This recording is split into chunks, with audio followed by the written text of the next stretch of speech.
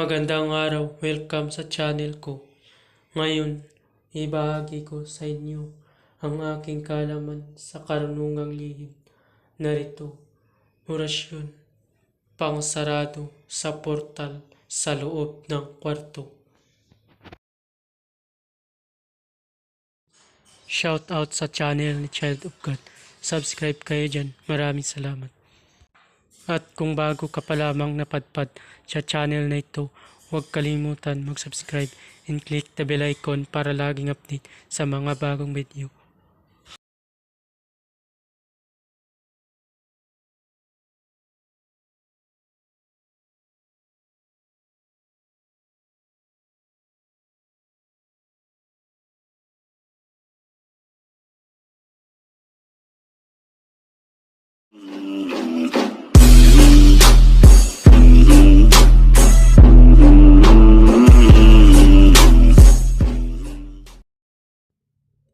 Pamilin, mahalin at pagkaingatan ang bawat ibinabahagi ko sa YouTube channel na ito.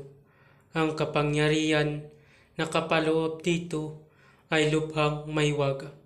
Gamitin lamang sa kabutihan at pagganap ng kalooban ng Diyos. Maginhuwaran at laging isa puso't isip ang 7 layuning ito. Una, isabuhay ang 4 na gintong simulain. Makadiyos, makabayan, at makatao, makakalikasan.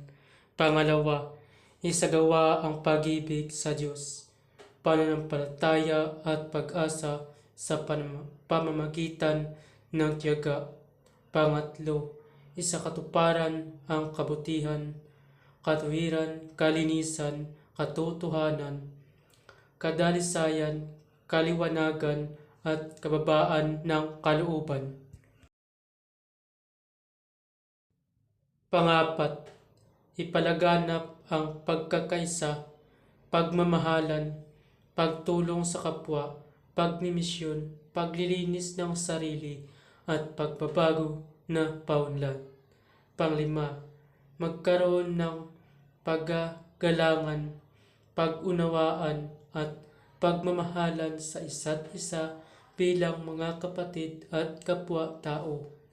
Pang-anim, maging dakila sa isip, sa salita at gawa para sa Diyos, sa bayan at tao.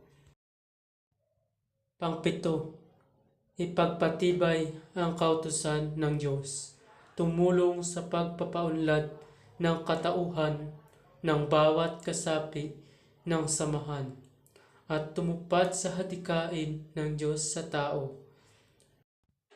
Sa pamamagitan ng pagsunod sa mga layuning ito, ang isang naghanap sa Diyos ay makakasumpong sa Kanya at hindi pagkakaitan ng Kanyang liwanag.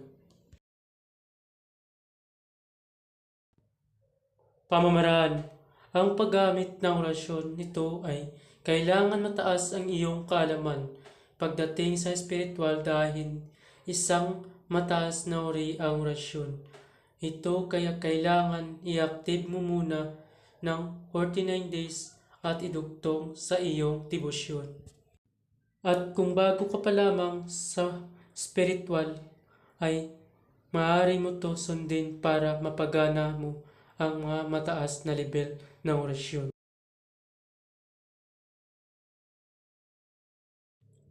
Para saan nga ba kapag i-active mo ang orasyon?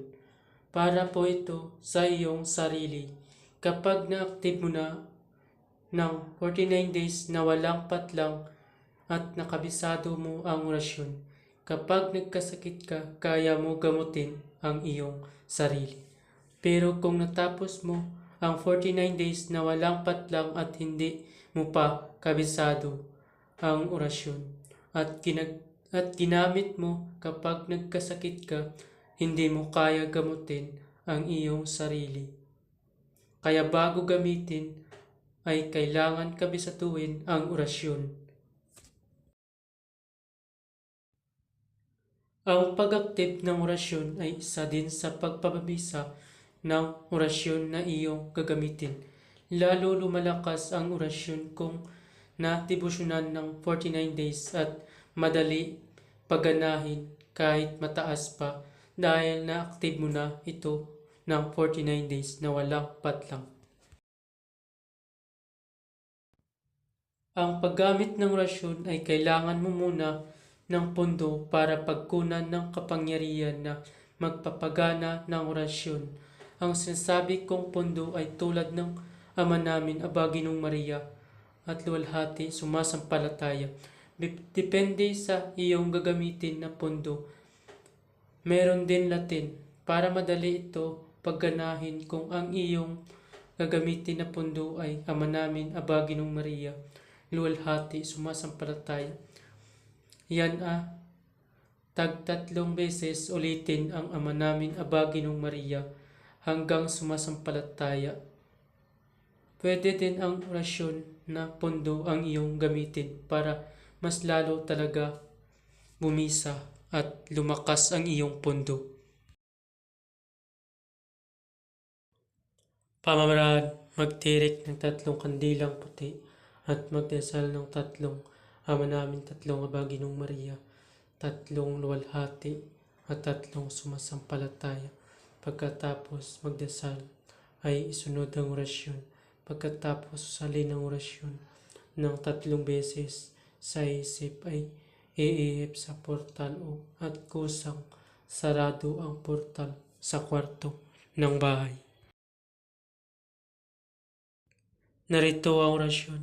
Emtra dedisak prasaranda sarmat triaksak murdum ridum excel sexelse emtra dedisak